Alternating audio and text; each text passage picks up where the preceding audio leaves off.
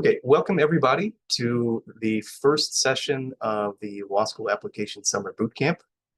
My name is Alex Jablonski. I am the Assistant Director for Pre-Law and Pre-Graduate Advising here in Cornell Career Services in the central office. And this is part one, getting started on your law school applications. This is part one of a four-part series that we're running this summer. That will take you through the law school application process from the very foundation, which we're going to talk about today, all the way up through navigating the cycle at the end. Today's session is a big overview.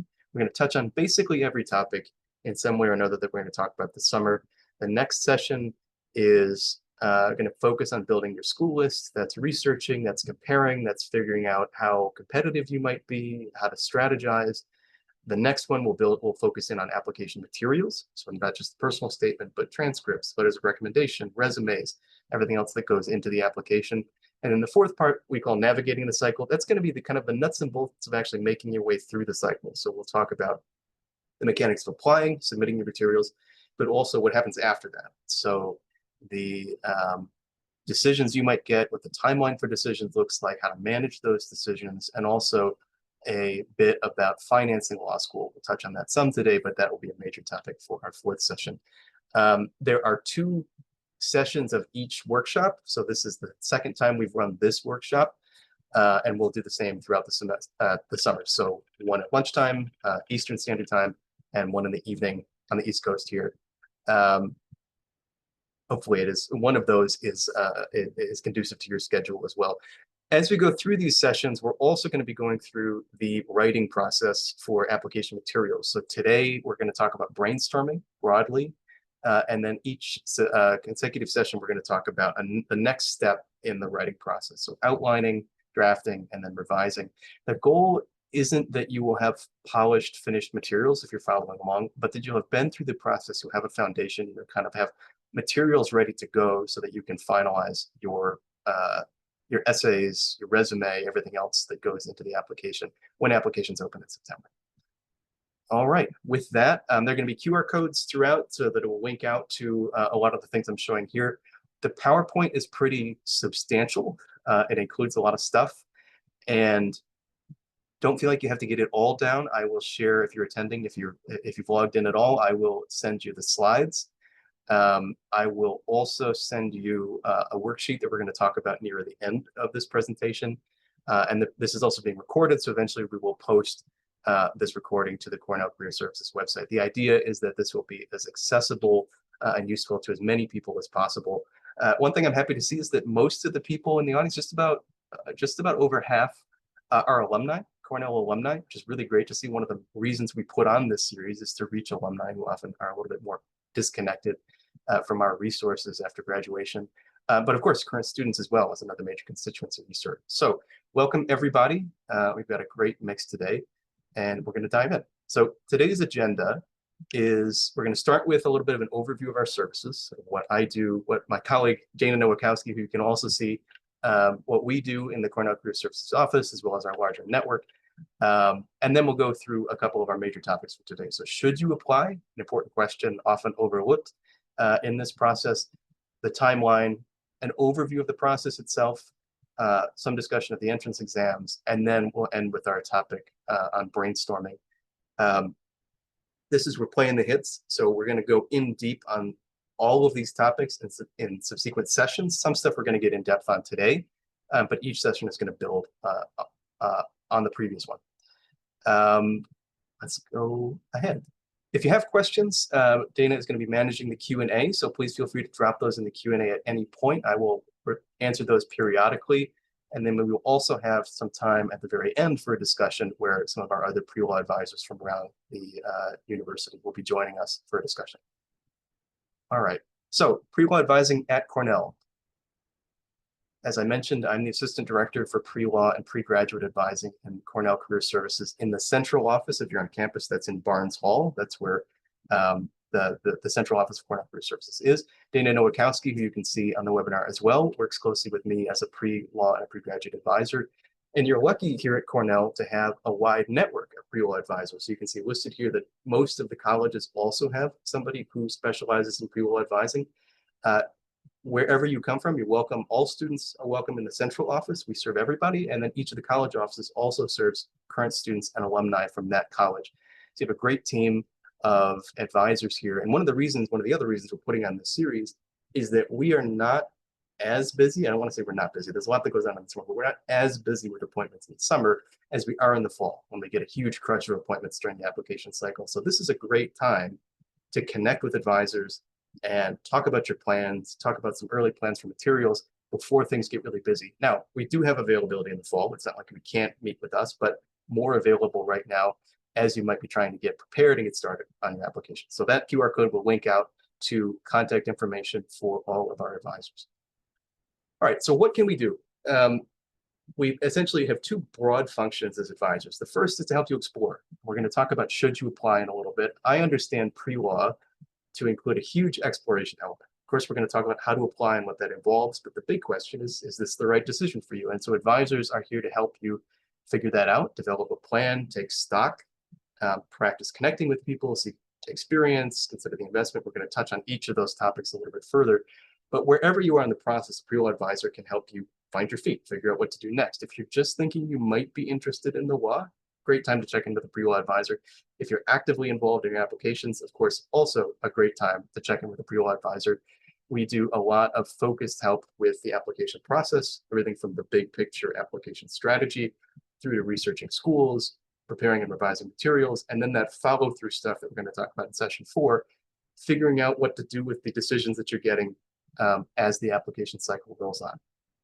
Definitely recommend that you connect with one or more of us over the summer as you're starting to develop your plan.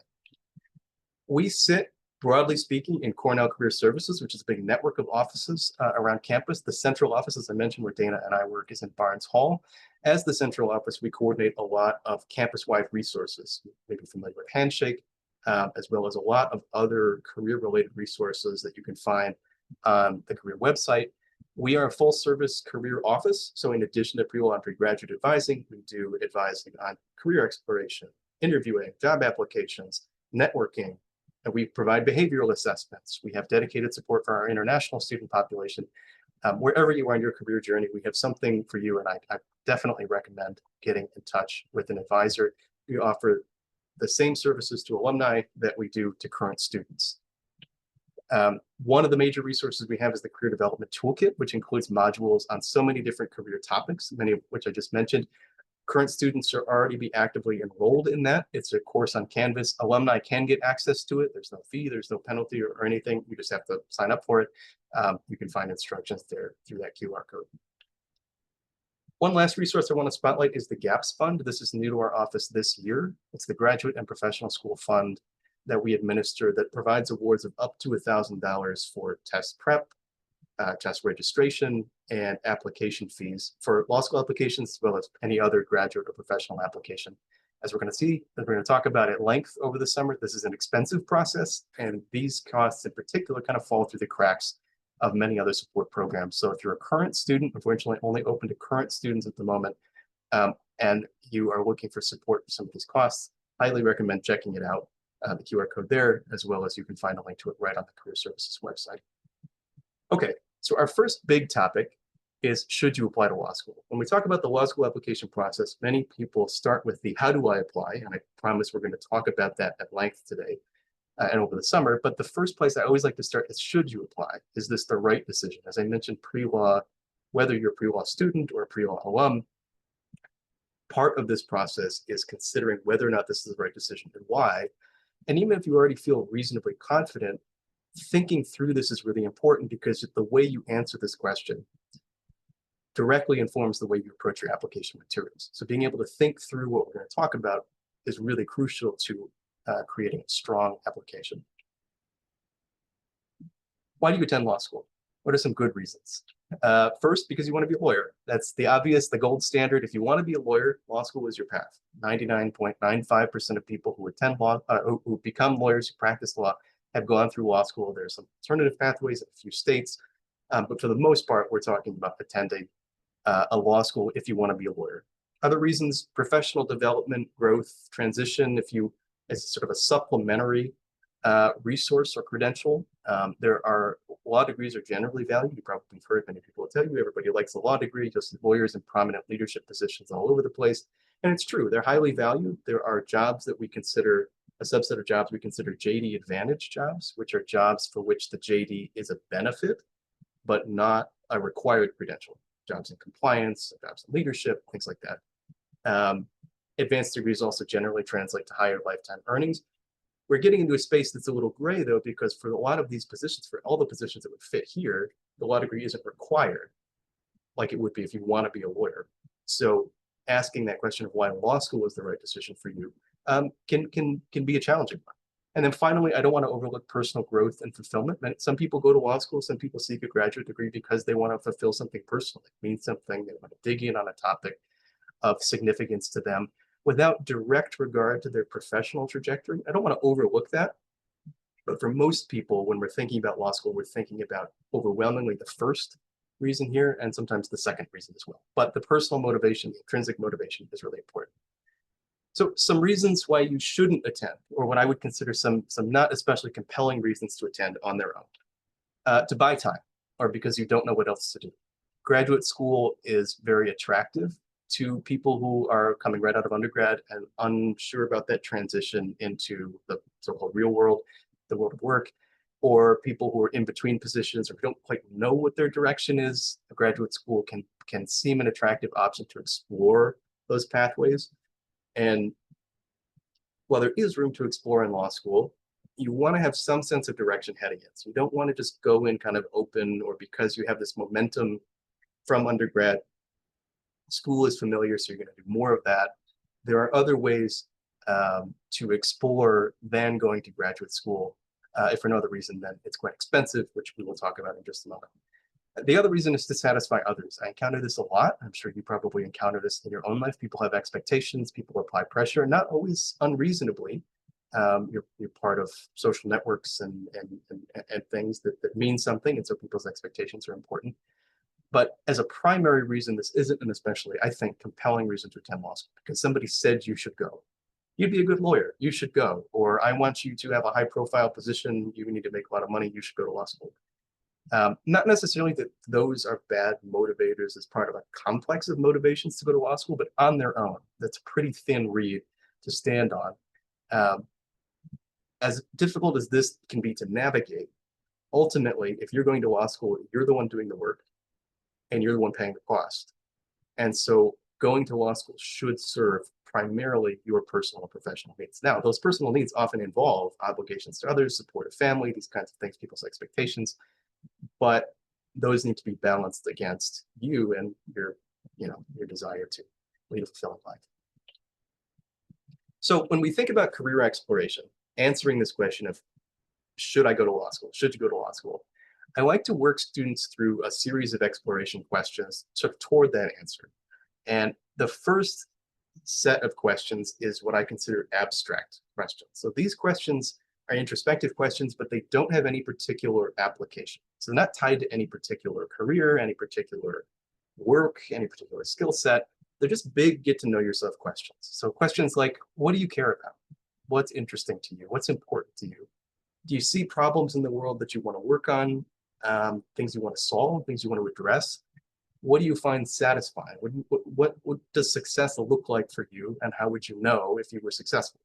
As I was kind of just alluding to, you have a lot of other people's ideas of success around you that can be very compelling, and trying to get a handle on what success means for you, what success and fulfillment means for you, is really vital. And how would you know if you were successful? Really key. It's, you can define success, but how would you feel it? How would you know that you felt fulfilled? That can be a really challenging thing to identify.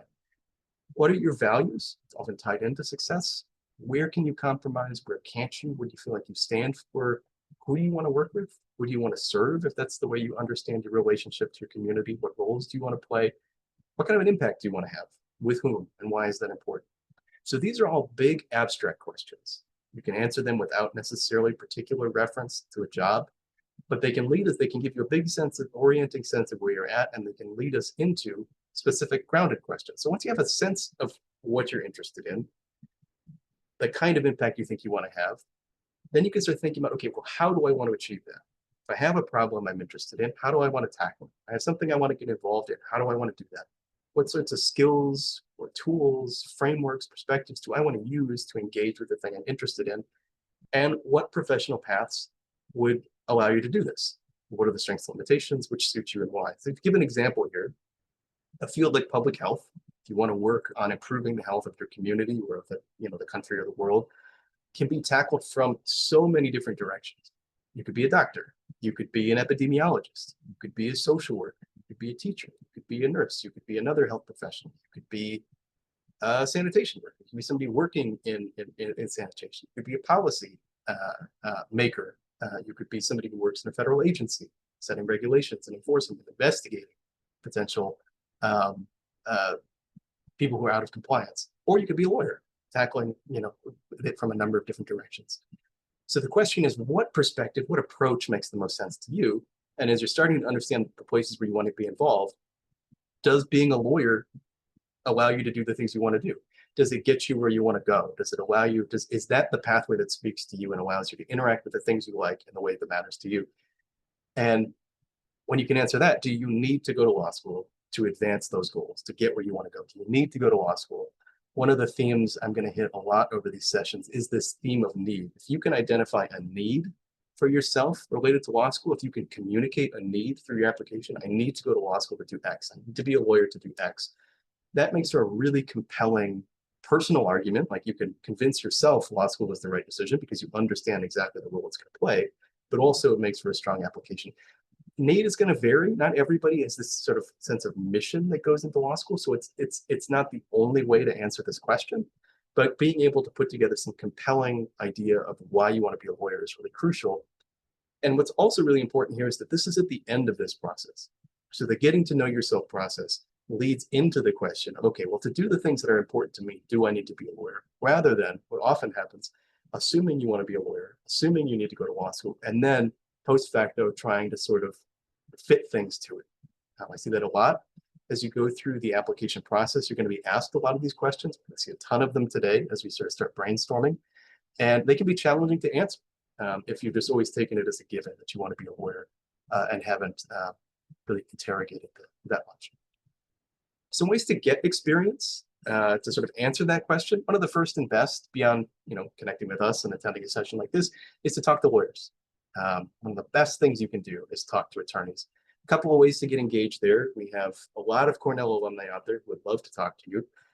We have a platform called CU eLinks, which is Cornell's networking platform, a lot like LinkedIn, but specifically for Cornell students and alumni.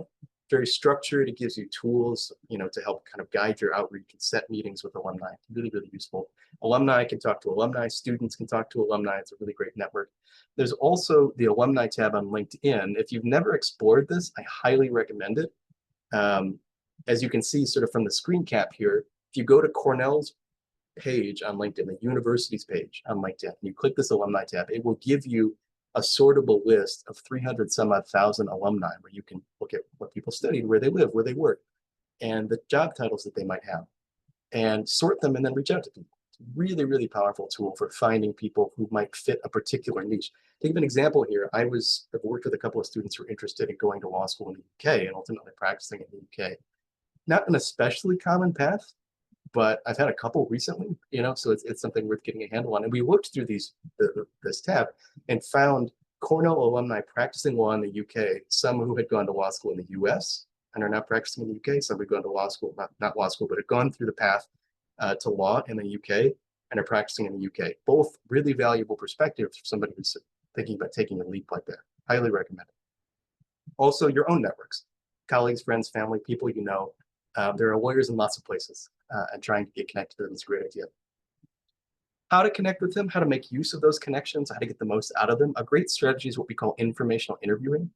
People are often, I think, reasonably nervous about reaching out to somebody. You're afraid of imposing, or if you're thinking about a job or an internship, you're like, this isn't somebody that I know and I want to ask them for this big favor. Informational interviewing is a great strategy to sort of break the ice and build networking connections. You may be familiar with the idea of coffee chats. This is what we're talking about. So reaching out to somebody with a light lift, basically asking for somebody, hey, can I have a little bit of your time? Can we chat? I'd love to get your perspective. I'd love to get a sense of your experience. I'd love to get your advice for somebody who's maybe interested in a similar area of work. If you're looking at Cornell alumni, you have a built-in connection. Alumni love talking to students and alumni, so you've got that.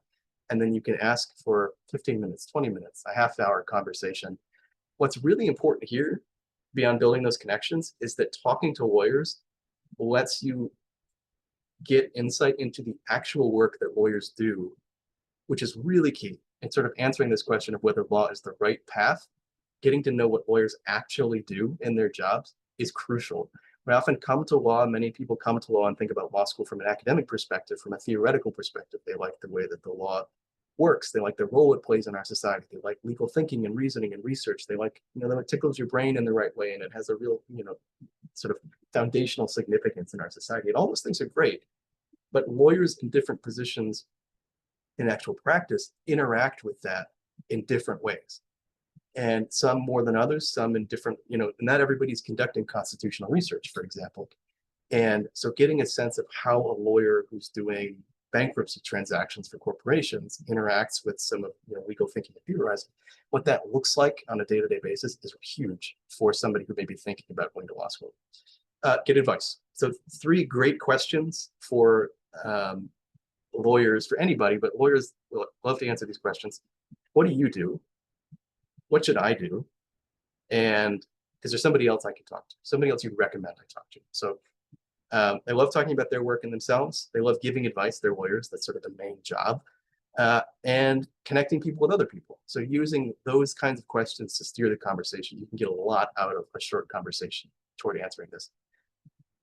You can also seek legal experience. Now, you don't need it. You don't have to have done a legal internship. You don't have to have worked in a law firm to go to law school. It's not a prerequisite, and it doesn't confer a benefit necessarily to an applicant. But it's something we often recommend if it's something you can fit in, because it's helpful to help you make the decisions that we're talking about. So be helpful. It's a great sounding board. It's a great experience for you to test whether or not law is the thing that you like, whether you want to be a lawyer. So again, it lets you experience that actual work, connect with lawyers, and decide, as we've been talking about, before you apply, whether or not this is the right path. Experience comes in a lot of different forms. Of course, there's direct experience. This is probably, when I say legal experience, what you think of. So an internship, a job, maybe shadowing a judge is kind of a gray area, but working formally in an expressly legal setting, doing legal work with attorneys, that's our direct experience with the law. And that's great. We love internships. We love, paralegal or legal assistant jobs are really popular as post-grad, immediately post-grad jobs for Cornell students. And we recommend it. If you can get that, that's great. It's not required. There are lots of ways to answer these questions. You're not at a disadvantage if you don't do this, but it can be great options. There's also what we would consider indirect experience. And what I mean by that is finding the law, finding the legal dimensions to anything that you're doing. Every area of work, every part of our public and private lives has a legal dimension. So to the extent that you can, trying to figure out what that is and how it functions.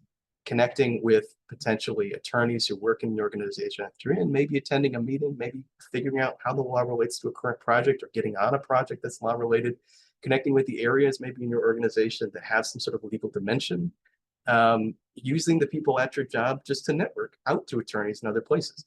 Who's helping us, who's representing us on this case, who handles our compliance issue? Do we have a general counsel? Are we retained counsel for something? Are we being sued? Are we suing somebody? Who's managing, we bought a building, or we have a lease on this building. Have we talked to a lawyer about any of that stuff? Is that somebody I could talk to? There's a lot of different ways to find the law around what you're doing, even if you're not in a legal setting. It can still help you get exposure to a lot of these things that we're talking about. So that direct and indirect experience, both really helpful in trying to answer this question. So why is this so important? We've spent 25 minutes so far talking on why exploring that answer, that question of whether you should apply is so important, because it's expensive. Law school is very expensive. You can see here the average costs for tuition, $151,000, $230,000 total. So that's including fees, living expenses, everything else. And while scholarships and aid are common in law school, we'll talk about that in episode 4 of this series, full rides are not. And even for somebody who has a full ride, usually it's not a full ride plus, in which case it would cover something like living expenses. So you're going to take out a loan, and you can see that the average loan amount is substantial. Average debt at graduation is $130,000. So this is a big chunk, and it compounds undergraduate student debt. So you already got debt, and you're adding more to it, right? You're sort of increasing that burden. It also costs energy. It's demanding. It takes, it takes a lot of work, physically, mentally, emotionally, requires relocating away from support networks. In graduate programs generally, in law school, you see, the exacerbation of mental health issues. You see physical health issues. You see substance abuse in the legal profession. You see divorce. You see, all the markers of stress and dissatisfaction. That's not to say that they're inherently bad, but just to say that they're very highly pressurized and challenging. And making sure that you have the resources and that this is a meaningful investment for you is really key to make sure that you want to spend that energy, as well as time. It takes a while. You've already probably done 4 years of undergrad, now 3 additional years for a full-time program, or 4 years if you're going part-time. It's a lot of time. And while law school does bring with it a lot of opportunities that you wouldn't probably get elsewhere, clinical programs, summer internships, connections with law professors, and all that, it also imposes opportunity costs, meaning taking the opportunity of law school means not doing things you could be doing instead, some of which involve making money, right? So what we want to think about is whether or not law school is a good investment for you. Thinking about whether or not you've got goals and that law school will serve them. Thinking about whether there are other paths to those goals and why law might be the right option for you. And thinking about how you're going to manage those costs, the money, the time, the labor, everything involved, if it's worth that investment. I've got a link here to Access Lex, which is an organization we work with a lot. They're sort of the key player in our field related to financing and affordability of law school. Everything they do is free, up to and including financial counseling. The link here goes to sort of an overview of their resources. They have loan calculators, a number of other things. I'll be citing them a lot throughout this series. They're a great outfit, and I highly recommend checking out some of what they have to offer if you have questions related to loan, repayment, federal forgiveness programs, debt, all these different and ways of paying it off. Really excellent. Okay. So now that we've got should you apply out of the way, assuming that you're feeling reasonably like you should apply, okay, now we get into how to apply. Here's an overview of the application process. And I should say, as we're getting into this, if you have questions, please feel free, throw them in the chat, throw them in the Q&A, and Dana can answer them on the back end, or I can answer them live here. If you have questions you want to leave until the Q&A at the end, also totally fine. So an overview of the application process, it looks a lot like the undergraduate application process you may be familiar with. You apply through a centralized system. In this case, it's LSAC. You take a test, you submit the scores, your transcripts, essays, but there are some quirks here.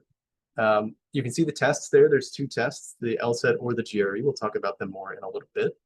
The LSAT has a score preview option where you can, normally when you take the LSAT, you can't see your score, you can't cancel your score until you've seen it, but if you purchase score preview, you can see it before you cancel it. We'll get into some of that down the road. Credential Assembly Service is a system that you pay for that compiles these materials and sends them to law schools, and then you pay a report fee to actually send those materials, and then law schools will also assess you a fee, usually, to review those materials. It's an expensive process. We're going to hit this a lot. We're going to run up against it a lot. There are ways to defray it, and I'm going to try to call those out as we go along. For the big fees, there are fee waivers available. The LSAC fee waiver, which is linked there, is the best thing you can get if you qualify. Now, it's based on financial need, but it will cover the LSAT, it will cover the Credential Assembly Service, it will cover a certain number of report fees. It's a big chunk, and many prep companies will also honor it and give you a discount. The GRE, if you're going to take the GRE instead of the LSAT, has a fee reduction. You get a discount, but they don't waive it. Schools themselves also offer fee waivers, typically just for themselves. There's some who might pay for CAS as well for you, but generally it's just their own fee waiver.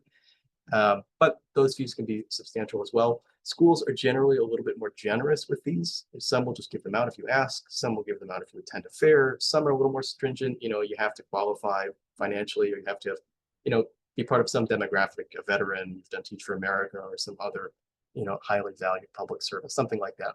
But always worth inquiring about those. A few quirks of components. We'll come back around to these as we start talking about materials, but in addition to your tests and your transcripts and your essays, you'll have to submit your conduct and legal records. So character and fitness is a big topic in law school applications. We're going to talk about that in more depth in session 3. But just to know that that's a big part of an important part that doesn't crop up in a lot of other applications. Letters of recommendations, you need people writing on your behalf, usually professors, maybe a professional mentor, and we'll talk about that a lot in session 3. Addenda are explanatory documents about the GPA or your conduct. We'll talk about those. And then you may interview.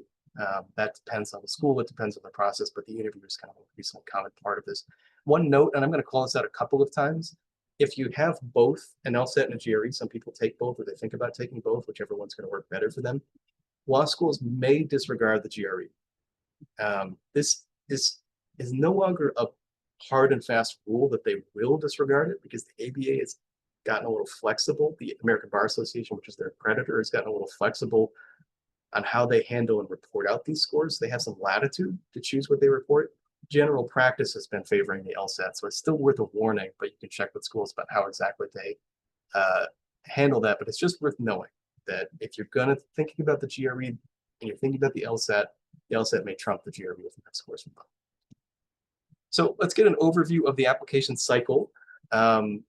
Applications open generally in September, although they can open as late as October, but generally in a given year for an application cycle, we see applications open in September, and then they're accepted on a rolling basis. There's a lot of things I hope you retain from this session, but if you take away one key thing, probably it would have to be, for me, this idea of a rolling basis.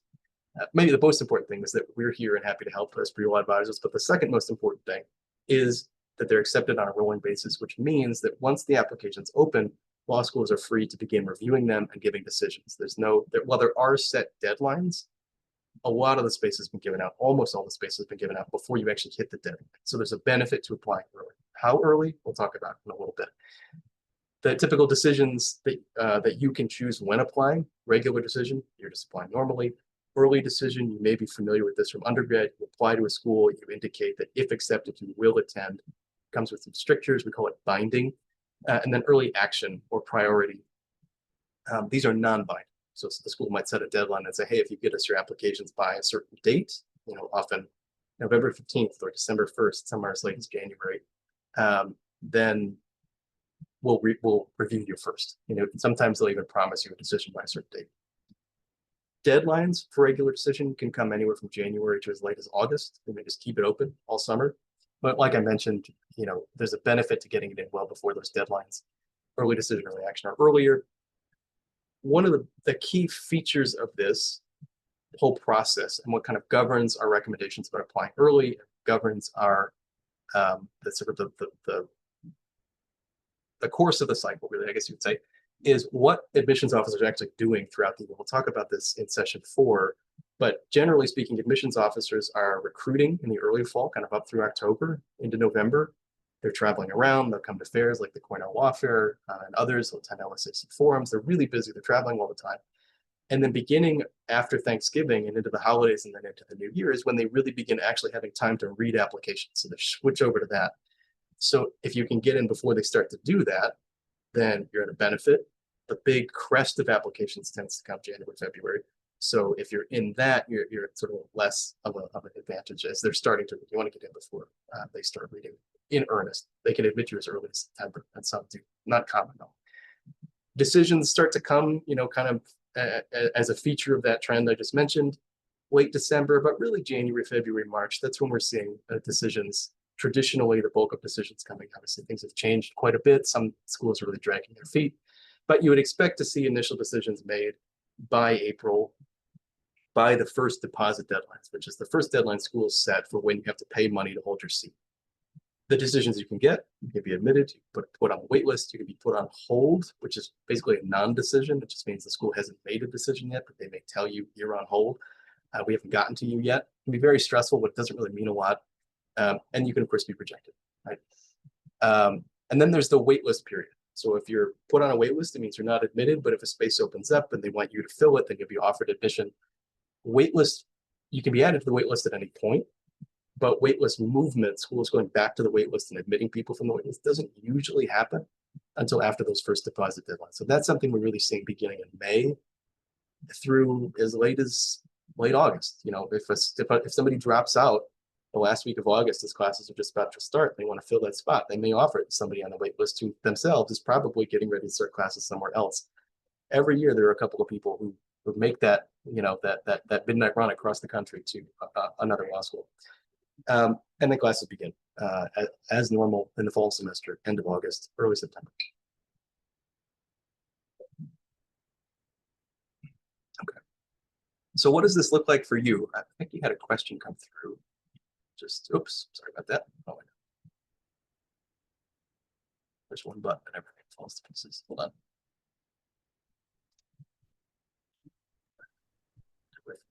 Okay, while you're doing that, Alex, I Yeah, can please. jump in and I'll pose the question that somebody asked, which I think Sure. is a good one. So we left it for live. Do schools prefer the LSAT? Like, is a good score on the LSAT better than the equivalent score on the GRE? Yeah, that's a great question, and we'll compare the tests here in just a minute. But the answer is that the GRE has, I think, generally speaking, risen in profile over the last few years as more schools are accepting it. Not every school accepts it in the same numbers. So I would say for schools that accept it in large numbers, for which there are large enough numbers that they actually report, more likely those tests are going to be, you know, weighed the same because you get to a certain threshold and then they figure into their rankings. And so that's one of the things that gives the tests a lot of weight. For schools that accept them in small numbers, I would probably, my gut would say they're probably less, the GRE is less useful for admission and particularly for scholarships. Like that always gets tucked behind the question of like, can I get in? Is the question of will I get any money? Law school admissions officers often like to clump those together, those questions, but they are separate and the considerations are done separately. Generally speaking, the LSAT is sort of the standard, the way that it's worked for years is the LSAT plays an important role in merit aid, LSAT and the GPA. Unless the GRE forms enough of the class, my expectation would be that the GRE is less influential in scholarship, I mean, merit aid offers, because merit aid is often spent to bring in students who will raise the school's profile. The GRE is affecting that profile. There's less of an incentive there. So we'll talk about it in a minute. Generally speaking, the LSAT is more widely used and potentially the more competitive test, but there are people who get in every year and get money with the GRE. Just depends on the situation. Okay, let's talk about what that application cycle might look like for you. Broken it out into a few different phases and tied it to this current cycle. Of course, this could be any cycle, but just to give you a frame of reference, the year before is the period that's just ended, where we've just come out of. And I should say that this is a recommendation. It's general. It's not prescriptive. This looks like a lot of different things to a lot of different people. This is just a general sequence. The year before could be your junior year, could be a few years out from undergrad. You're continuing to confirm that decision to apply, seeking out those opportunities. You're connecting with us. You're here. This is great. You've already done that. You're beginning to prepare. So you're investigating your test options, you're building a study plan, and you're beginning to prepare for the LSAT or the GRE, depending on your other commitments. Begin researching schools, researching, you know, financial supports. There's some links there and we've talked about some others, to potential financial supports that could help you defray some of these costs. You're setting a budget because all of this is expensive. You're contacting recommenders. This could happen during this period. It's also a good summer task. So we'll talk about that this summer as well. If you haven't talked to recommenders yet, you're not behind. But it is something to have in mind. Then the summer. Okay, so this is where we are now for people who are going to be applying this coming fall. This is prime LSAT and GRE prep time. This is a great time to apply for those fee waivers, applying early because, as I said, they can cover the cost of test registration and even test prep. So the earlier you get something like the LSAT fee waiver, the better off. You take the test usually over the summer. That's most common. People take it a lot of different times of the year. It makes sense for different people at different times, but the most common would be in June or in August. And depending on your result, you might plan as well for a retake. A lot of people retake the exams. We'll talk more about timing that in a minute. And you're beginning to prepare your applications. So you make your LSAC account, you sign up for something called the or the candidate referral service. I really recommend this. This essentially just puts your profile out to law schools, and if they want to invite you to apply, they do. Sometimes that includes a fee waiver. It really communicate a benefit to applying, that they're saying like you're going to have preferential treatment. But if it's a school you like, it might be a way to get a fee waiver, and that's never a bad thing. So there's no downside really to the candidate referral service. Purchase the credential assembly service. You can do that at any time, but summer's not a bad time to do that. Create your tracking spreadsheet, start getting organized. That will be our topic for next time. Brainstorm and start building your materials. That's our topic for this time. And requesting your transcripts. That will be a part of the topic for session 3. Okay. In the fall, okay, maybe you're retaking the LSAT of the GRE by November. You want to take it to get that score in a way that doesn't seriously delay your applications. You get all of your requirements together as soon as the application's open. You figure out what targets you're going to have to hit, decide how you want to apply. You actually start the applications on LSAC. I see a lot of candidates every year who feel very hesitant about actually clicking the apply button for a school. You're afraid you're going to make a misstep or hurt your application chances. You won't accidentally apply. You won't hurt yourself by opening an application. I've been doing this for almost 10 years. I have opened on my own JD account 50, 60 applications across 10 years. I have never gotten an angry email about it. It has never affected me. It's only when you actually pay the money and apply that it has any impact on you. And I promise you that LSAC will not let you accidentally apply without paying the money. You finalize your materials. Fall is the time for finalizing materials. I don't think anybody should have the expectation that you are going to finalize your essays, maybe your resume, but your essays over the summer. You want to do a lot of maybe brain work, which is what we're going to talk about, but you want to leave yourself some space in the fall because you want to make sure you're writing to the right questions. Now, the materials you collect, which we're going to talk about, can feed into a lot of different questions, but if you get everything finalized and sorted before you actually know what those application questions are going to be, you're going to have to do a lot of backtracking. And years previous, this wasn't as big of an issue, but since the affirmative action case and since the DEI, the ongoing DEI crackdown, schools are changing their questions. They're trying to kind of navigate those waters, navigate those changes. And what that's meant is not only have they changed questions, maybe they changed questions year to year, but they've also diverged in what they ask more than they used to. So allowing yourself some space to finalize in the fall is really key. Get your letters of recommendation in the fall, right? Complete the FAFSA, which is going to be important if you're considering federal loans or aid. Finalize your law school list. Okay, we'll talk about that next time. Attend a law school fair, talk to reps. Cornell has a law school fair October 7th coming up this year. If you're a current student, you will get lots of advertisements about it, so you haven't missed anything yet. LSAC also holds a number of fora around the country every year.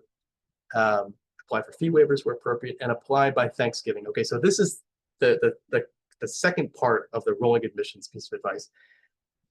If you're going to apply, strive to apply by Thanksgiving in the year that you're applying. So if you're applying this year, by the end of November 2025 should be the goal that you set for yourself. If you can apply earlier, great. If you can get it in by Halloween, that's great. It's going to be a competitive year. The further you go, really past the first of the year, like December is not a bad period either, really. But the further you go into January, into February, the more of a disadvantage you're at because more seats have been given out, more money's been given away. This varies school to school, how impactful this really is, but it has some impact almost everywhere. So if you can get in early, and Thanksgiving is early, it's the traditionally early deadline, then you're going to be in almost always a stronger position than you would have been applying with exactly the same materials in February in a given cycle. Now, there's a lot of individual variation. People get in and get money late in the cycle. People apply really early and don't get in. Like a lot of things happen, but generally applying early puts you at an advantage. Now, there's too early, right? Where you haven't had a time to really finalize your materials. You don't want to apply so early that you compromise your materials, but you also don't want to apply so late that good materials are impacted by a late application date. Now, once you've applied, ideally, now we're into the spring and summer, we're into next year. That should say 2025 to 2026. Then we're navigating decisions, right? So you could get admitted, in which case you're comparing offers, you're thinking about where you might want to go. Maybe you're negotiating scholarships between schools. Hopefully you can visit schools that you're really strongly considering. If you're waitlisted or put on a reserve list, they're the same thing. You want to follow school question instructions very closely. You may be writing letters of continued interest. This will be a prime topic when we get to the fourth workshop in this series. And you're going to be maintaining engagement with the school in a reasonable, substantive way. So you don't want to be the person emailing every week, but you do want to be giving updates and expressing your interest so that when the school goes back to their wait list, they have you in mind.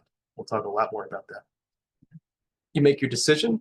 Ideally, you've got some offers, you've got some compelling offers. You make your decision, you solidify your budget, you estimate your loan repayment options. That link goes out to access Lex's loan calculator directly. It's a great resource. You make your arrangements, prepare for classes, you move, you attend in the fall. It doesn't sound easy, I'm sure. It's sometimes more complicated than that because you may pay a deposit while you're waitlisted somewhere else, then get off the waitlist there, and you may pay a different deposit. There's a dance that sometimes happens. That's all part of it.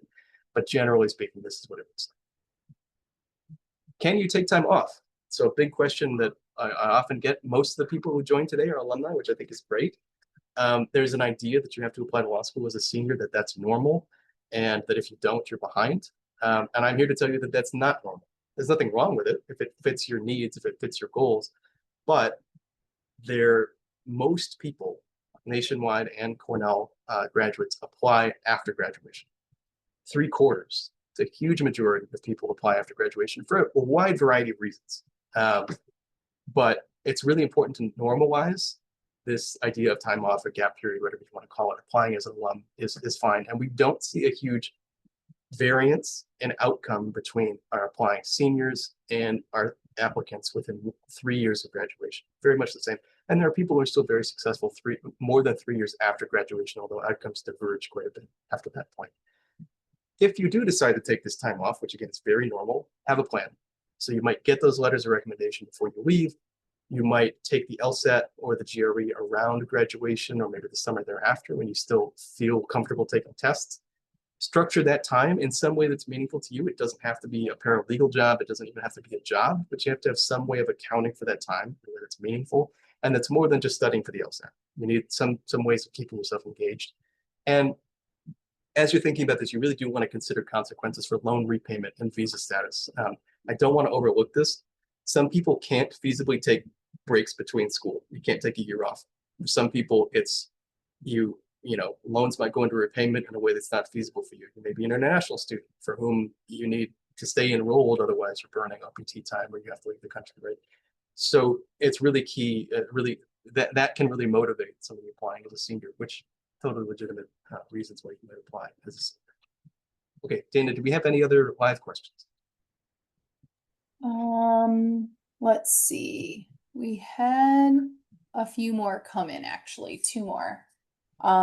This says, how much do schools factor in demonstrated interest? Is that something we should be factoring into our schedule beyond just gathering information about if the school is a fit? Sure, that's a great question. It matters to a point, and it can easily tip over into being unhelpful. You can have great interactions with law schools. They will record, and you should assume they will record every interaction you have with them. You can have great interactions that impact your application, but more often than not, what we're thinking about when you're interacting with a school is what you might get out of it. So in what ways that might benefit you, increasing your knowledge about the school, helping you make your decisions, hone your application materials, get a sense of the school's expectations. That's the primary reason that you'd be interacting with a school. It can have the ancillary benefit of boosting your profile, but that's a hard thing to fish for. It's a hard thing to plan for, and it's really easy to overdo it. Engaging with the school too much without a reason, hoping you're going to have that, make that really strong impression. Where demonstrated interest makes, I think, a clearer difference is if you've been waitlisted, right? So expressing your interest with the school, finding ways of demonstrating that interest in a productive way can keep you forefront of mind for a school maybe that has a large wait list and it needs to fill a spot. If you get that letter of continued interest in right after their deposit deadline and they say, I've got this spot open, oh, here's this letter, this great letter I just got from somebody who's really enthusiastic, they're top of mind, I'm going to reach out to them. So that's when demonstrated interest can really move the needle. But again, even there, I mentioned this in the previous slide, you can do too much in a way that is unhelpful.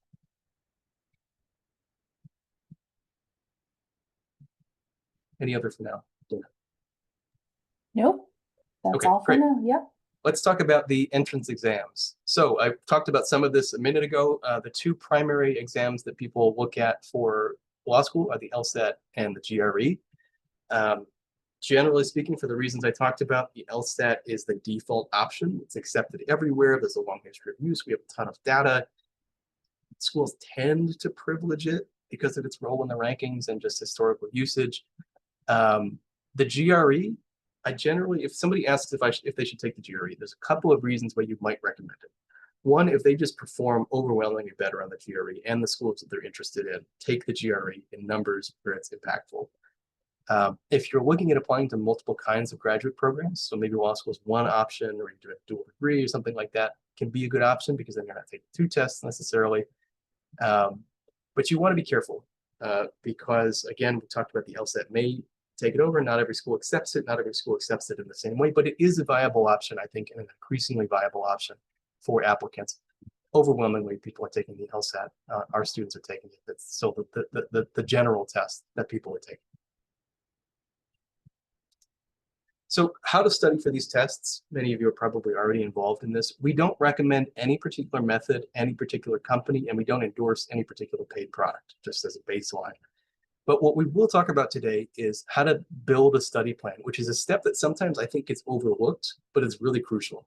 So when we think about studying the LSAT, we think about paying for a course, taking the course, studying for the LSAT, taking the test. But there's a step that can come before that that's really crucial, which is building the study plan, which is figuring out what your options are and how you're going to study before you actually start studying. So this involves you take a practice test, get to know what the test is, rip the Band-Aid off, figure out what it is, make it a known quantity in your mind, reflect on how you studied for other tests, the SAT, the ACT, what worked, what didn't work, play around with some free options, some free resources, see what that looks like, research other prep materials, figure out what you think is going to work for you. See how other test takers have approached it. The LSAT and the GRE subreddits are excellent for this. Current test takers talking about what they've done, as well as really good lists of resources. Thinking about what study mode is going to best fit your needs. So these are the three generally that people use. I look at self-study as the default, using either like self-paced online modules or traditionally books, using previous tests. It's the cheapest. You can fit it to your needs. There are other options, right? You could take a course online or in person. It's structured. Some people like the group setting, but it's more expensive. Some people go for a tutor or a coach, again, online or in person. This is the most expensive option, but you get the one-on-one treatment. You could think about what your budget is, what best fits your needs. The only recommendation I might make here is I don't usually recommend tutoring as a primary study means just because it's so expensive. It can really work well as a support, a supplementary resource. In some prep courses, if you take a course with Kaplan, you'll have options to purchase some coaching hours or something like that. It can be really helpful for intervention on particular points. If you need extra support on a particular issue, a particular area, if you use it as your primary method, it's throwing a lot of money out on baseline information that you can get in other ways. None of these is inherently better. What the research has basically shown us is that the key determiner in how people do on the LSAT relative to their potential is whether you have structure. So whether you're approaching this studying in a structured way, whatever that structure looks like, and however you can apply it consistently, that's the thing you're looking for. It can look like a lot of different things. Set your budget in building this study plan. So think about the cost of materials and the cost of test registration. Again, that's not cheap. Set a reasonable timeline for your first exam. I alluded to this earlier. We want to schedule your first exam early enough or late enough that you have time to study, ample time to study, but early enough that you can retake if you needed to without delaying your applications beyond an early deadline. So that could look like taking a test in June, retaking in August. It could look like taking August, retaking in October, something like that. I don't generally recommend back-to-back tests, so like June and July, if July is offered, August and September, because usually you're getting your score and have it right before you would take the next test, and there just isn't a lot of time to accommodate.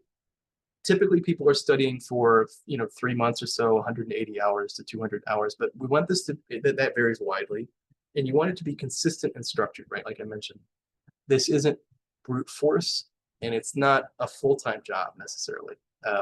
You'll figure out what's reasonable for you. But the idea of locking yourself in a room and only doing the LSAT for 6 weeks is not tenable. That's a recipe for burnout more than it's a recipe for success on the LSAT. You want to figure out something measured, something reasonable, something that isn't cramming, and work at it progressively over time. That's where the structure really comes in. Structure is not just about analytical framework, it's about time. It's dividing up your time in productive ways. I like to compare it often to like going to the gym. If you wanted to build a big bench press, for example, you wouldn't go in and throw 300 pounds on the bar if you never bench pressed before and expect to do anything other than hurt yourself.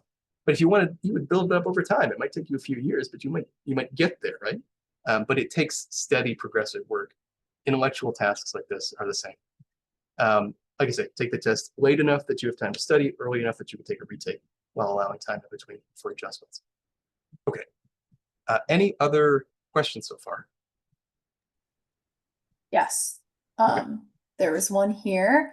The student wrote, I'm a citizen of Japan and US. Does it make any difference to apply to a US JD program as a US national, Japanese national, or listing both? For applying to law schools, while setting aside the current ongoing chaos about student visas and what that might mean down the road. Say we're just in a normal world. I would say that for the most part, it doesn't matter particularly. A lot of schools like international students, but you can look at the school's demographics to see the size of the international student population. If there are very few, it could be that they're really interested in those applicants and never get them. It could be that they don't admit a lot of them.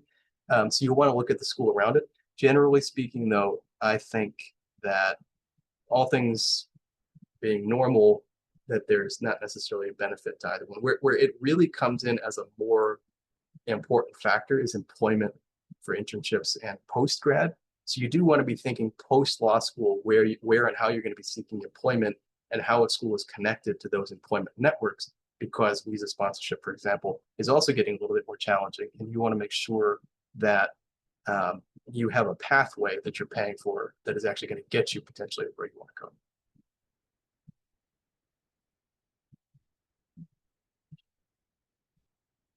All right, let's talk about our last topic for today is the writing process, right? So that's an overview. We've just done an overview of the whole application process. A lot of those topics, as I mentioned, we're going to dig in with much greater depth as we go along this summer. And we're also going to be moving progressively through the writing process. Today is brainstorming for our materials going forward. And I want to sort of set an idea here. Usually when we think about writing in this context, we think about the personal statement. But at this stage, I don't want you to think about any particular document. You want to think about your application as a whole, and you want to think about at this stage, what are the stories that you want to tell? What do you want to communicate with that application? It can be lots of different ways to tell it, lots of different places to tell it, but what's the big picture? Some of the things that you're going to typically be talking about are like how you came to the law, why you want to be a lawyer, how those goals took shape, how you met them, where law school fits, your perspective, how you've managed challenges, these kinds of stories. Thinking about what do you want to tell to a law school? What do you want people to see? Where those stories fit in your application comes a little later. And exactly what those essays look like comes a little later. But for now, it's like, what parts of you do you want to show? And what stories do you want to tell? And that's what we're brainstorming right now. The question to get in this context is, okay, well, that's great. What is it that law schools are looking for as I'm trying to think of these stories? I get this question all the time. The answer, somewhat frustratingly, is nothing in particular. So they're not looking for somebody who has a particular major or particular classes. You can see this statement comes directly from the ABA, and it really captures the spirit with which law schools approach applicants, which is that they're not looking for a particular area, they're not looking for particular experiences, they're looking for people who have an outstanding record of achievement and involvement that makes sense for them, right? So you've pursued a course of study that's rigorous, that's meaningful to you, that you can talk about, that develop the skills a lawyer needs to be successful. So reading, writing, research, but not necessarily law related. It doesn't have to be. Strong academic performance, of course, we've talked about the GPA and LSAT. They like to see involvement in things that matter to you. They like to see leadership, but again, doesn't have to be law related, and quality is so much more important here than quantity. So finding things that are meaningful that you can deeply engage in rather than just filling out the resume with a dozen different things, that really matters. and recommendations, people who can vouch for you, building strong relationships with people who can then turn around and write good things about you. They're also looking for applicants with clear purpose, with an interesting perspective, and a strong sense of direction, right? So applicants who are passionate about something and have applied and pursued those passions in interesting ways, who bring an interesting perspective to the school, who can articulate a mature and compelling reason for pursuing a legal career. So that takes us back to the why do you want to be a lawyer? Should you go to law school questions? And are you ready to face the challenges of law school? So are you ready for the rigor of law school? Again, none of these go back to almost to those abstract questions, right? Those abstract topics. They're not looking for particular answers, but they do have particular interests, right? People are passionate, motivated, know why they want to be lawyers, right? So as we think about our stories, we're thinking about how can you communicate those aspects of yourself in your materials.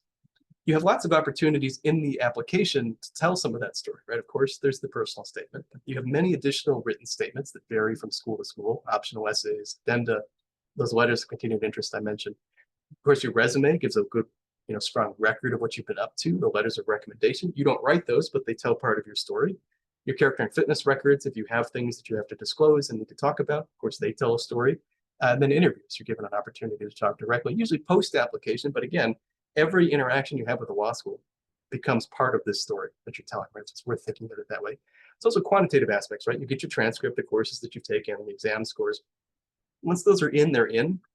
You use some of the other materials sometimes to talk about them, but there's not as much writing. So we're really talking about qualitative here when we're thinking about storytelling. So for this stage of the writing process, for brainstorming, we want to think about this is rather than like I'm writing a draft of my personal statement, as I'm collecting the raw materials for the stories I'm going to tell in my application. This is really crucial because the whole goal here is to get stuff that's in your head onto the page, in whatever form you can.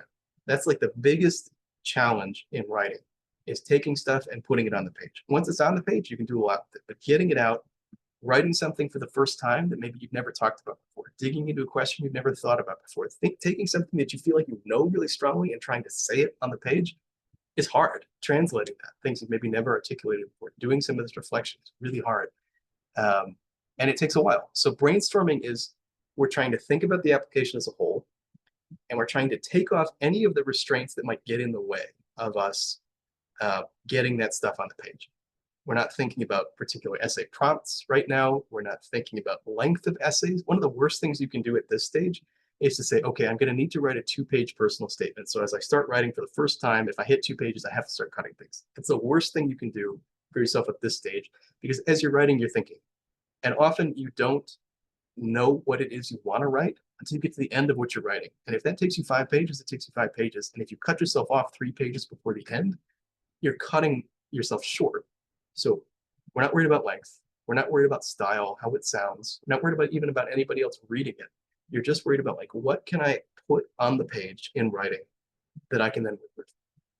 And this is a progressive process. You're starting it now, hopefully, and you will build over time. One of the really crucial aspects to brainstorming is that if you get your brain moving on this, if you tell your brain, okay, this is a task that we have and we need to be thinking about, it will churn away at it in the background. And if you check in periodically, you allow time every once in a while to do this, it will get better as you go. You will find that it will come along. And every time you come back to it, you say, oh, yeah, I hadn't thought about that. Or you'll be doing something else and you'll have an idea that comes to you. You say, I got to get that down. I got to think about it. And I got to get it down on paper. As soon as you kind of just carve out space in your brain for that, it will grow. If you are afraid to open that door until October, and then you try to rush these materials out, it's always going to be worse than if you had allowed yourself time to work on it. And again, this is maybe an hour a week for the next month, maybe a couple, 15 minutes here, 15 minutes there. It doesn't have to be a big thing, but a little bit can go a long way here. So some ways we use brainstorming, you reflect on your journey and your goals, right? We talked about some of these questions already. Why are you pursuing a legal career? How did you become the person you are today? What challenges have you faced? Decisions have you had to make? What are your biggest accomplishments? Some of these things might not right away tie to law, but if you have things that come to mind and you want to write them down, it's worth exploring that in writing, because things may come out that don't immediately appear in your brain. That's another crazy thing about writing, is sometimes you'll be writing and you'll start saying things and you're not quite sure where they came from, but they're coming out of your brain anyway. So that's another reason that we do this. And you're considering that big picture. How do you want to be seen? How do you want to be understood? What's most important? for an admissions committee to know about you. How did you get to where you are? What do you want to see reflected? And if you're thinking about what your materials might look like, you're thinking about your profile, what questions might that raise for somebody that you want to make sure you answer? And how would you answer, right? Some guiding principles here. We're going to return to these a lot. You don't have to have these all down. We're writing about ourselves. We're not writing about other people. Of course, mentors can figure in, but we're writing about yourself first. Be genuine, be honest, particularly at the point of applying, like right now, brainstorming. If you start yourself off on a footing where you feel like you have to misrepresent yourself or pretend, you're just not going to end up with materials that really sing in the way that genuine, honest materials do. Strive for detail. Really importantly, at this stage, think about your emotions, your passions, your needs as relates to these stories. Many people feel like when they come to these essays, like, I haven't done anything really dramatic. They read like Yale puts out their essays or whatever. You see sample essays online. They're like, I never fell out of an airplane, or I never, I discovered the cure for a disease or whatever. I never did that, so I don't have anything to write about. And the facts of your essay, this is the sort of the secret here. The facts of your essay matter less in this context than the emotions, the needs, the developmental story that surrounds it. So the way that those facts get you into talking about yourself, how you see the world, how you've reacted to it, how you've grown, where you're coming from, what you need to do, and how you understand that. That can come from really mundane things. It can come from really dramatic things. I've seen bad essays about really interesting things, and I've seen great essays about really boring things.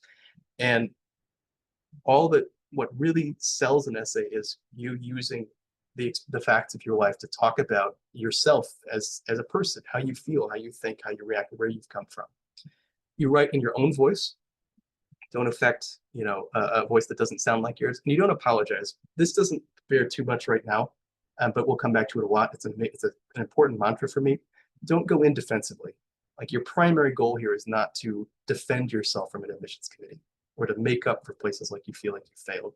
We want to foreground achievements, things you feel good, things you feel strong about. You want to build toward the confident decision you made to apply to law school and trying to talk about where that confidence comes from.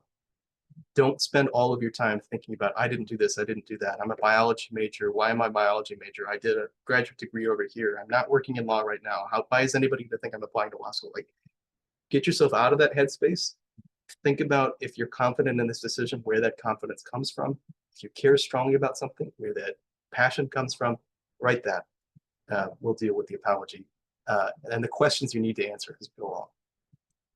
Okay, so we have one to do that I would recommend before we get to the Q&A, and I'm going to drop out of the PowerPoint for a second. I have an exercise that I think is really helpful to sort of prime this brainstorming. One way to approach brainstorming, and this is called free writing. I don't know if anybody's ever tried free writing, but free writing is a style of brainstorming where you sit down with a page and you write as unimpeded as possible. You just pick a time, a length of time, and you write. 15 minutes is what we recommend here, but it could be anything. And crucially, you apply some of those principles that we talked about. You don't worry about voice. You don't worry about length, grammar, anyone's expectations. Nobody's going to look at this. It's just for you. So you start writing, and you don't stop writing. You just keep moving and let stuff come out. You don't look back. This is not revising. You just, if you have to write the same thing a few times as you're thinking about it, fine. But you don't look back, you don't go back, you don't cross out, you just let yourself go. You write comfortably. If you get stuck, swap to one different prompt. I have a ton of questions here that you can write to. Strive to cut out distractions, particularly the phone. You can use the phone as a timer, but turn it face down, and otherwise don't look at it. Tell people what you're doing. Tell them they're not going to the room. Don't talk. Just look at the page. Just write. If you need a break, close your eyes, take a breath. This is an exercise. It's not a test. Nobody has to read this. And this is just for you to get your brain moving. What's going to come out is stuff you're not going to be happy with, probably, but there's going to be gems there, and it's going to get your brain moving. Doesn't have to sound good. Doesn't have to sound polished. Whatever you write there is not going to prevent you from becoming a lawyer in the future, right? This is just the start of something. And there's a bunch of brainstorming questions here that you can use. Pick one that speaks to you and start writing. I recommend 15 minutes here. You can do 10 minutes. You can do 5. You can do an hour, whatever works best for you. But try it out. And you might try this 1 or 2 times over the next couple of weeks and see how that works. Next time, At the next workshop, we are going to be talking about outlining. So taking some of the things that you've written about and maybe trying to impose some structure on it and build toward writing an essay. But structure is not our goal right now, just nuts and bolts. Going to Home Depot, buying a big bag of bolts and tossing them on the table, and then we will deal with them down the road. Okay. So I'm going to go back to our slides and we're going to wrap up.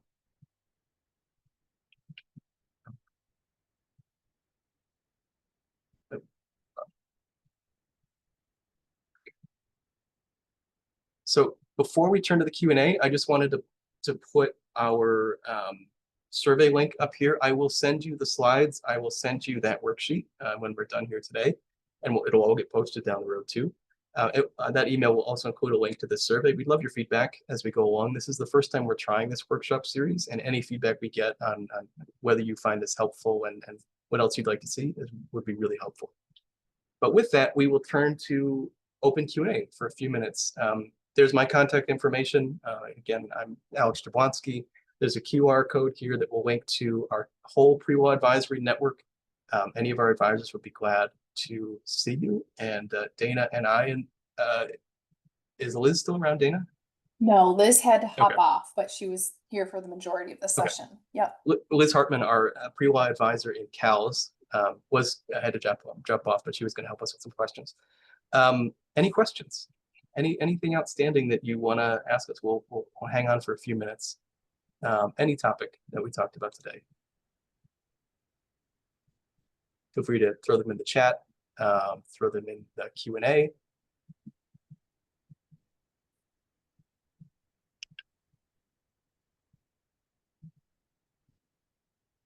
We had 11 answers. Oh, okay. I was going to say we had 11 answered questions. We were going through them as we were going. That's great. Yeah. Yeah. Lots of good questions already. Really good questions. As we're waiting on, there's one. One. How can we prime recommenders? Oh, okay. This is a good one. By that, I can think of prime in two ways. And Dana, I'd be curious what you think here. Prime initially, like if you see somebody that you think you might want to be a recommender, how can you prime that person to be a recommender? Spend time in office hours, spend individual time with somebody, seek feedback on your work. If you're in a professional setting, ask for feedback, volunteer for things, let them see you. We'll talk about this a lot more later, but substantial reflection on you is really key. Somebody who knows you well matters so much more than who that person necessarily is within certain bounds.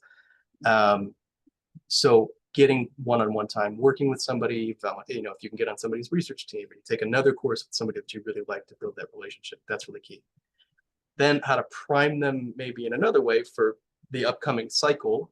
At this stage, reaching out to somebody, letting them know what your plans are, and seeing if they have a chance to meet in the near future to talk about a recommendation. That's all I would do. You don't need to bombard somebody with a resume and a personal statement and everything you've ever done to remind them who you are. A light lift, just like that informational interviewing. Say, hey, reintroduce yourself if you need to.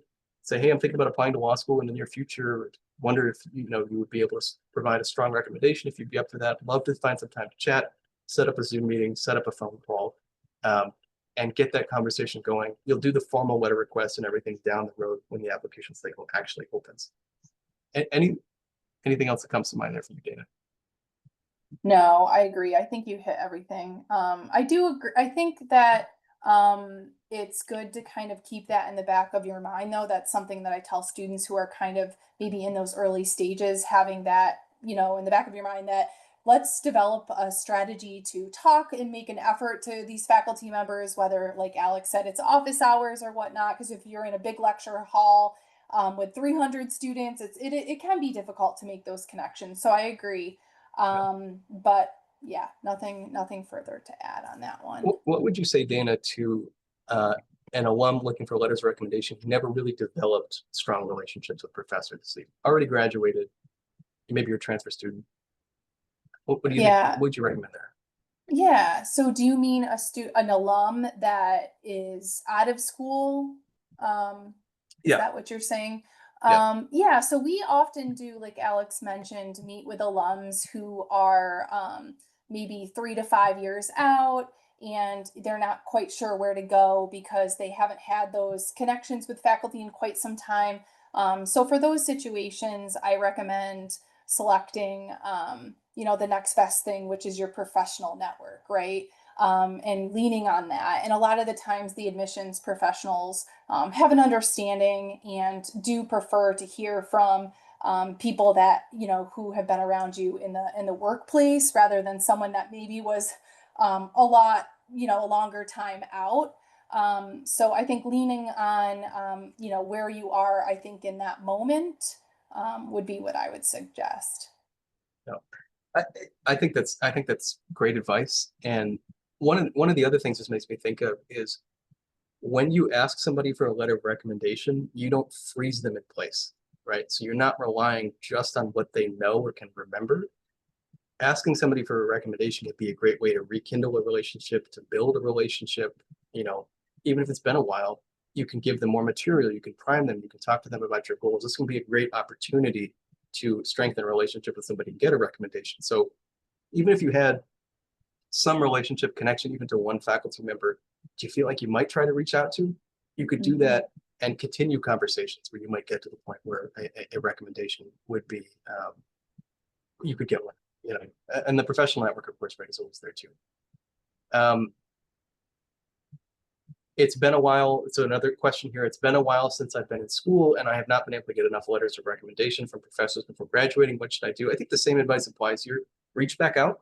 Know that you might have to remind people who you are. That happens. People forget, even if they were really meaningful people to you. It's just a lot of stuff happens in our lives. If you have to remind, if you have to send assignments, you have to say, hey, remember I took this class. It's not a bad thing. It can be really helpful. And in any case, when you're talking to recommenders, you're going to be strategizing. You're going to be telling them, hey, I was hoping we could talk about this. This is what I've been up to since we talked. That can be a great opportunity to do that. But again, if you don't have anybody you can go back to, right? The professional network is there. I'll just do this one quick too. How many recommendations should we aim to have? Generally, 2 professors and 1 professional is what we recommend. 2 professors being the minimum. Because there are some schools that will require 2. 4 is around the maximum, so 2 to 4 is the way to go. But 2 academic professors would be recommended. Dana, do you want to talk about deferred admissions programs? Yeah, so let's see. Well, we discussed deferred admission programs like So like JDPs, is JDP, that? yeah. Yeah, I'm unsure if we're talking about that or the question about can you defer admission? Hmm. Sometimes we get asked that too, so I'm kind of unsure which way to go. Do you want to tackle JDP and then I'll do Yeah, the defer question? yeah, so junior deferral programs are programs where you can apply in your junior or senior year. And then if you are accepted, you're expected to work for a few years first. They're pretty lenient with what you're able to do, whether that's Peace Corps, whether that's going out into the real world professionally, whatever that may look like. As long as you're doing something, you will be asked to speak about it in your application. So be mindful of that. But it's a nice way for students to apply early. You do have to take the LSAT, so you kind of have to prepare for that. Apply early, get that, hopefully, that acceptance, and then you can kind of, breathe a sigh of relief, go out into the workforce, and then enter as a deferred law student and enter within the 1L class. Um, the 2 most common, I would say, are Columbia right now and Harvard. Yeah, yeah, those are the ones that we So, see quite a yeah. bit. Definitely come in and talk to us about those. Closely related is Cornell's 3+3 program, which is the opposite of a deferral program, but you're also applying as a junior.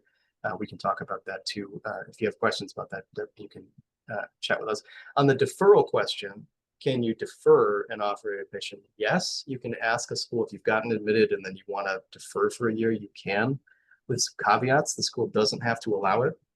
If you are allowed a deferral, you may not keep your aid award. They may reconsider you for aid in the following year. Generally, it's not going to be for more than a year. It's always an option if something comes up, but we never recommend that people apply with the expectation that they will defer. You're sort of wasting time at that point. You'd rather just actually wait the year than apply. Is it possible to apply for law schools prior to the fall semester, or do applications get released in late August? They get released in September and afterwards. September 1st is the is the line. After that, they get released. So you can apply for law school now, but you'd be applying on the current cycle, which means if you're applying in June for the handful of schools that still haven't opened, you're applying very late, right? So I would leave it to the next cycle. If I studied abroad and was enrolled at another university, may I ask my professor there for a letter of recommendation? Yes, absolutely. Doesn't have to be from a professor in your major, doesn't have to be from a Cornell professor. You want people who oversaw substantial work, know you well as a student, and can speak positively about you. Somebody at another university could certainly do that. Where that gets challenging is if you want to, like, if you transferred and so you had a professor you really liked as a freshman, but they haven't seen you in a while, you know, they may have a strong relationship, but they can't speak to most of what you've done in college. That can be a challenge. But if it was a great relationship around some sort of substantial later college work, absolutely. Dana, how about this one? If we do not have full-time experience, would a letter of recommendation from a professor supervising you kind of substitute for the one professional letter? Yeah, I think for sure.